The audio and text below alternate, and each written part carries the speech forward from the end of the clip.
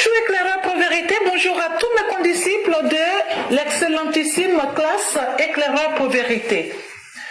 Mon édito aujourd'hui a pour titre l'incompréhension des élèves de la classe éclaireur pour vérité. En effet, nous, les élèves de la classe éclaireur pour vérité, nous nous posons la question de savoir qui sont ces chefs de partis politiques qui demeurent intransigeants, quitte à ôter le souffle à leur propre formation politique. Un parti politique a une ossature qui est faite d'une tête, d'un corps, mais surtout d'une stratégie de conquête du pouvoir d'État. Et quand arrive que la tête, c'est-à-dire le chef de parti, est impropre à la candidature qui lui permet d'être le chef de la nation tout entière, mais cela coule de source qu'il désigne une personne qui répond aux critères imposés par les textes. Que penser de Thiam et de Babo? Tous les deux ont refusé d'entendre raison quant à un plan B. Mais au nom de quel pouvoir autre que celui inscrit dans les textes régissant la nation tout entière, régissant les différents organes du pays? Que compte-t-il faire en dehors de la voie légale? Et c'est là que le voile se lève sur leurs intentions macabres, belliqueuses, celle de mettre le pays à feu et à sang. Chers compatriotes, demeurons dans la quiétude. Mais ceci demande un sacrifice. C'est de dire non. Balayons du revers de la main le régionalisme. Écartons-nous du fait que nous avons la même religion que tel ou tel chef.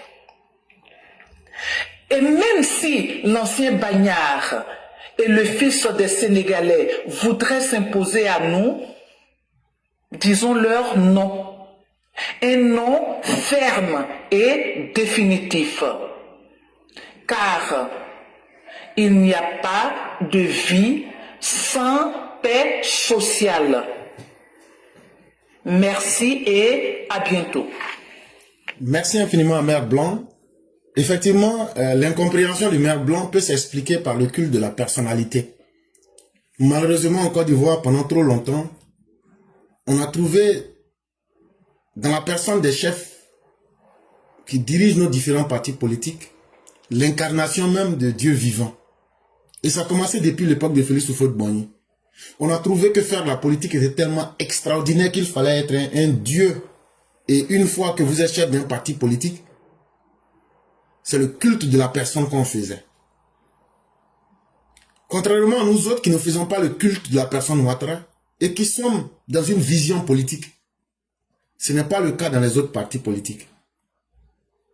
Et ça les condamne donc parce que derrière, en toile de fond, les gens recherchent la suprématie tribale. Il faut que ce soit un fils de notre région qui ait la même religion que nous et comme ça on a des garanties. Et malheureusement, ces politiciens incapables de produire des projets de société utilisent ce raccourci pour dire au peuple, oui, je suis le bon produit, je suis le bon fils que vous recherchez, je suis de la bonne religion, et même la même religion que vous, je suis de la même ethnie. Ce n'est pas forcément la personne elle-même, et ce n'est pas forcément une déification. C'est d'abord un sentiment de vouloir protéger leur identité tribale, mais aussi religieuse, et même, je dirais aussi, économique. Donc, c'est plusieurs problèmes qui sont liés à la fois. Mais on présente ça de façon très simple pour dire on aime Gbagbo, on aime Thiam, on aime tant. Non. En réalité, le vrai message, On aime notre ethnie plus que les autres ethnies. On aime notre religion plus que la religion des autres. Et on aime nos intérêts économiques plus que les autres. Et comme on ne peut pas sortir pour dire ça directement aux gens, on masque ça dans l'image d'une personne. Et cette personne, pour la mettre à l'aise, on lui donne l'impression qu'elle est un dieu. Voilà le vrai problème. Mais jusqu'où cela peut nous conduire? La seule destination sûre, c'est les abîmes. C'est dans l'hécatombe que nous allons nous retrouver.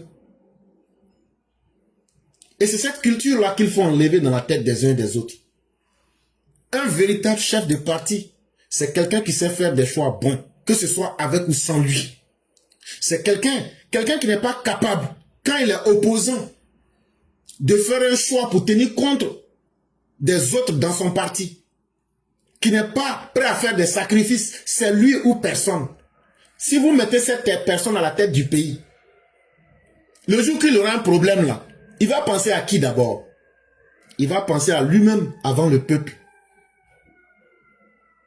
Quelqu'un qui n'est pas capable de faire acte de sacrifice pour le petit groupe, ça ne sera pas pour le peuple que cette personne-là pourra faire le sacrifice. Et ça, ce sont des exemples aujourd'hui que les Ivoiriens doivent prendre en compte. Et ça doit interpeller les Ivoiriens. Pour dire, mais regardez, s'il aime vraiment la Côte d'Ivoire, pourquoi n'avoir pas mis quelqu'un d'autre? Et puis après, cette personne qui va gagner là, comme au Sénégal, ils vont venir vous réhabiliter. Non. Eux, ils préfèrent que ça n'a qu'à se gâter, même pour tous les membres de leur famille politique. Ça veut dire pour tout le monde. Bon, des gens qui pensent comme ça.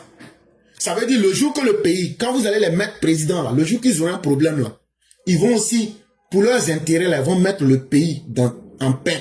Ce qu'ils font dans leur parti là, ils vont faire la même chose. Et donc, chers Ivoiriens, vous êtes suffisamment avertis.